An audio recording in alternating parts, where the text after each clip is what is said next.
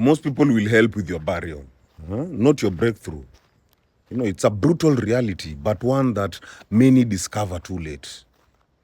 People are more comfortable supporting your death than your dreams. Why? Because death is final. Death is safe. It's non-threatening.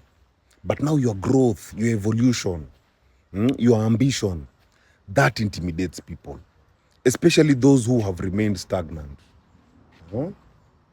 Your success becomes a mirror, not of your potential, but of their avoidance.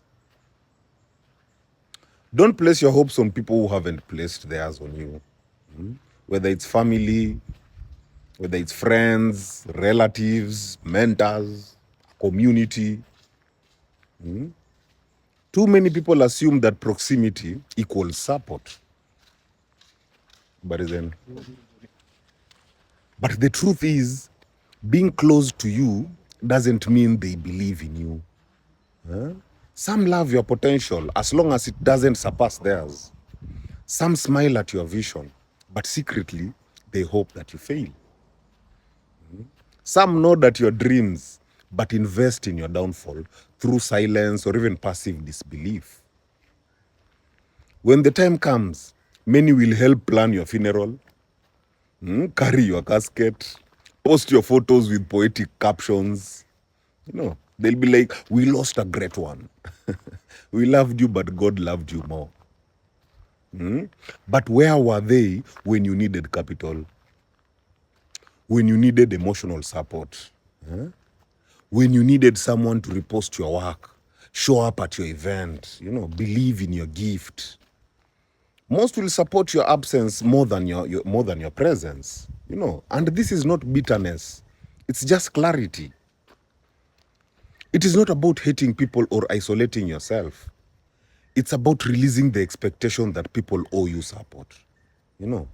It's about not waiting for applause, waiting for validation or even affirmation, waiting for others to believe in you before you act. No?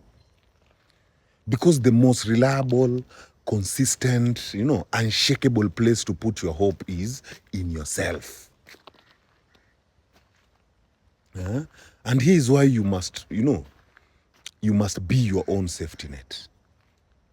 When you build your hope on others, you live in constant disappointment. You become emotionally codependent. You tie your pace to their permission. But when you root your hope to yourself, you grow regardless of who claps. You become dangerous because your fuel is internal. It's not external. You no longer beg for what you can create. And here's the irony. When you stop expecting people to save you, that's when you actually start saving yourself. So don't romanticize community to the point of self-neglect. Family can love you and still doubt you. Friends can laugh with you and still envy you. Relatives can celebrate you in death and ignore you in life. So place your hope in your resilience, in your decisions, in your healing, in your discipline, in your own belief. Because the most dangerous version of you is the one that doesn't need saving.